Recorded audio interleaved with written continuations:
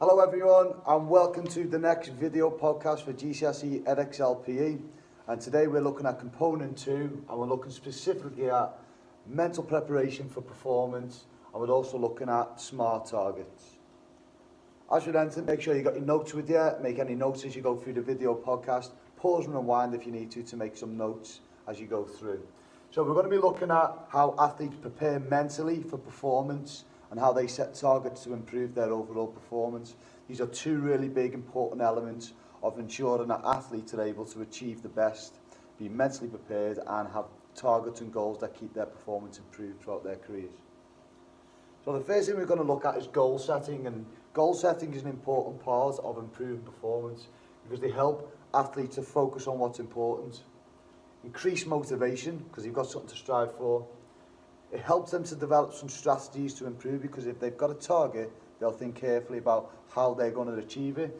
And finally, it allows an athlete to monitor their performance so they can see how well they're doing. So setting goals is a really important aspect of improving performance, and athletes of all different levels make sure that they do this. So how do you set a goal that will help to improve performance? Well, in your exam, you need to know that goals need to be SMART. They are specific, measurable, achievable, realistic and time-bound. And all good goals tick all of these boxes. Specific means making the goal specific to your needs. So if you're a weightlifter, you're going to have a goal that's potentially going to be focused on getting stronger. If you're a sprinter, you're going to work on speed. So it needs to be specific to the sport. All good goals also need to be measurable, so you need to add some sort of number to it.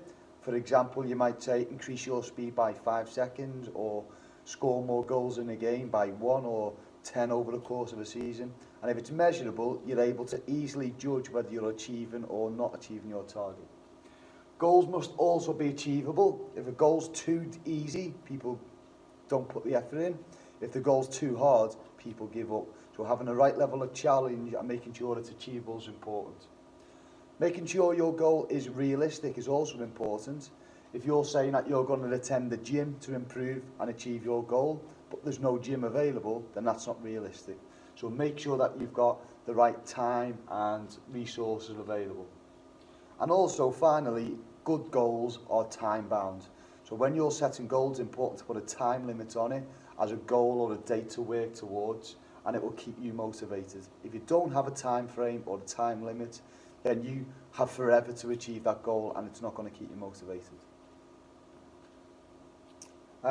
Once you've set your goal, it's important that you review your goals as well going throughout. So you might do a little mini test halfway through the time limit, and you need to be flexible in doing that. All good athletes will adjust their goal depending upon their progress. If you've already achieved your goal early, then you might want to make it harder, or if you're nowhere near your goal, then you might want to make it a little bit easier to achieve. So it's important that you set and review your targets. This can be done by doing fitness testing or looking at the measurable aspect of your goal to see if you are on track or off track. And finally, let's just take a look at these two examples. So we've got a really bad example at the top there which says improve my speed. This is a poor goal because it doesn't hit the targets of being specific, measurable, achievable, realistic or time-bound. However, this second goal is a good goal because it says improve my speed, specific, in the sprint test by 0.2 seconds, so it's measurable within 4 weeks. So I've got a time-bound limit on it, and that goal, in my experience, would also be realistic and achievable. So when you're setting goals, it's important that you tick all of these boxes. So that's setting goals. Now let's look quickly at what athletes do to mentally prepare themselves for performance. It's important that an athlete is mentally prepared because it will increase their focus, their concentration, and hopefully then improve their performance. Now athletes mentally prepare in lots of different ways. Some people like to listen to music, like to keep themselves to themselves. Others like to pray or like to take a moment out. Others like to do it loud, like to be involved in teams like the New Zealand rugby team in the haka. So it's important to know that there are lots of different ways to get mentally prepared. Think about how you prepare for sport. There are also something called performance rituals.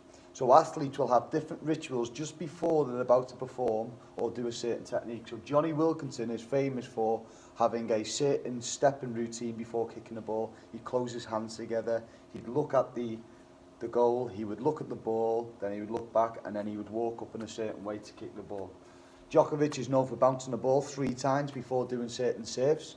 So these are called performance rituals, and again, these help to focus the athletes.